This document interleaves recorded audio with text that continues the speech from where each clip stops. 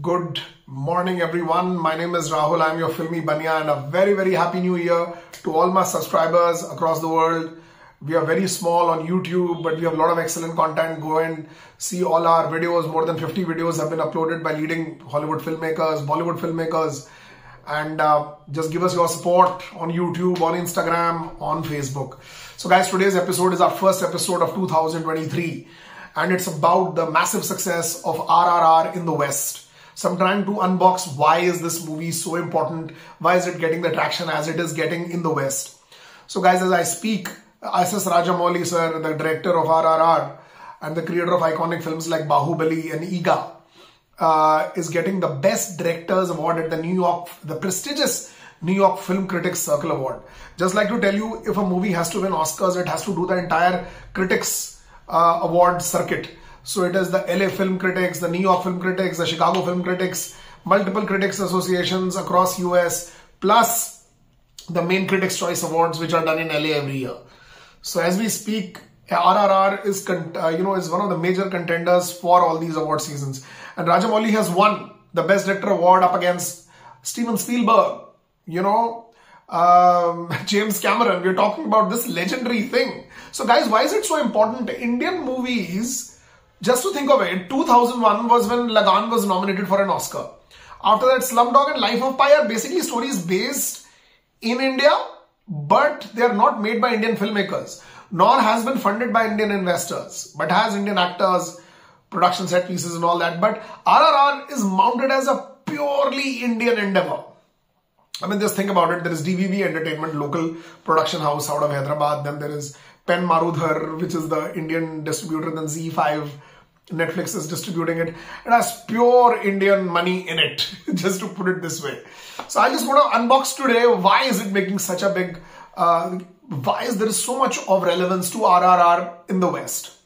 First of all, guys, what RRR has done, according to me, as I've been following its success for the last 6 months in the US, and I've been speaking to a lot of my critic friends who live in LA and New York, is that RRR is making a call for the experience of going to the big screen and theatre.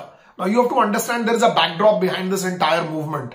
Like people are not going to theatres, Top Gun Maverick revived the theatres, but even then people are seeing a lot of more traction in streaming networks, in television channels, where people are not interested at all. Or I would say people are not, I can't say not interested, people are interested only in very selective cinema experiences. So RRR essentially brings back that golden age of Hollywood. Now, why would you say, how will, RRR, a Telugu film, a story based on two Indian freedom fighters in the the early 1900s. Why would it be that? See, you have to understand the canvas on which RRR is shot is very big. So Rajamouli, if you might not agree with its cheesiness or its over-the-top experiences of action, but what it does is given a different experience to American moviegoers. So they have been under last 12 years, rightly so, under the pressure of the fatigue of MCU, Marvel Cinematic Universe, all the Iron Man, Black Panther, all of this has really clouded their vision, and they feel, now we want to see some real action heroes, celebrate the big screen with big spectacles, big action sequences, larger than life heroes. And for some reason, RRR, which might seem a little boorish according to some people and ridiculous in its treatment of action and emotions, but it somehow brings to classic world storytelling of Butch, Cassidy and the Sundance Kid. So people see Ram and Bheem, which is NTR Jr. and Ramcharan, as these iconic brother-buddy characters. And this buddyism has been missing across movies in Hollywood for past decade or so. Top Gun Maverick essentially also makes a call for buddyism and old friendships. So if you look at Top Gun Maverick, there is this iconic scene between Iceman, which is played by Val Kilmer, who's dying, and then there is Pete Mitchell Maverick, played by Cruise, and there is this whole call to friendship and nostalgia, all of that. From that perspective, RRR brings back the romance of Bromance. So people see Natu Natu as a dance number, but it brings back joy and of the fact that two leading men are competing against something. In this case, they are competing They're not exactly competing, but like one of them is interested in a British character called Jenny, played by the great Olivia Morris, has done a great job in the movie. And then the essential idea is that it brings these classic old storytelling back to Hollywood. I mean, in the form of an Indian film. And more than that, it has stunning visuals. You will see, you know, like that scene in which NTR Jr. comes into that party with hundreds of, not hundreds, but many dozens of tigers, unleashing them. So the visuals of him fighting with these animals, it sounds new, it looks new. But also, guys, RRR goes from a variety of tonal shifts. It goes from being a bromance, it goes from where kids are being kidnapped to out dancing the British. It's really weird but very interesting, and comes out really well intertwined, and some out of the box action sequences like the piggyback action sequence everybody's talking about. I mean, I was just going through a small list by Peter Travers, the great American critic, and he has tied RRR with Avatar, The Way of Water in his top 10 films. Can you imagine? For an Indian film, and it's an Indian masala film. This movie was never meant to be a global award circuit film. It was a cool film by two big stars and one big director. So I think that is there. Then, of course, the big screen experience comes in all these visuals you see. Like one of my favorite visuals in the movie is the last fighting sequence when they are both trying to rescue, when Bhim is trying to rescue Ram from the prison, and how they do the piggyback scene, the flip scene, and you know, like two guys just running across people, and people find that very interesting. But more than that, the scene, and there's no giving spoilers, most of you know it's a movie, it's out there on Netflix for months now, is the Ajay Devgan scene when he tells him these three things: aim, load, shoot. Aim! Shoot! Load! Aim! Shoot!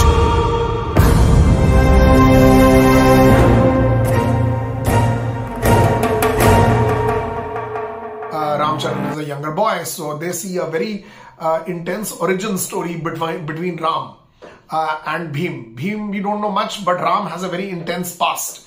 And those pasts is very important for American film goers, because they believe, like in superheroes, they have origins. So like a movie like Wolverine or, you know, Logan, they're all stories about these heroic characters, but it also gives us a lot to deep dive in their past. So that's there. Then I have to tell you, apart from this, something which is really outstanding in this movie is the score of M.M. Keeravani. I don't have to tell you, it's possibly one of the greatest scores I've ever heard.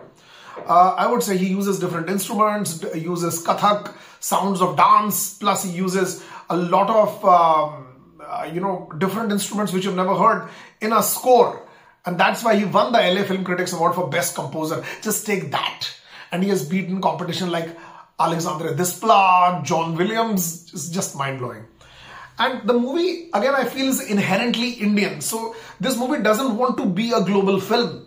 This film is inherently Indian, harping upon the basic storytelling masterpieces of old age, like the Manmohan Desai's film, The Two Brothers, action sequences, Lost and Found. All of that is part of this, but it's executed technically brilliantly. So you have to see Senthil Kumar's cinematography is just outstanding. Then you have to see the way the bromance has been forged. Like there are scenes in the movie wherein Ram stands for fire and there is water with Bhim as the two, you know, connotations used as these two characters. But there's so much of fun around introducing these characters.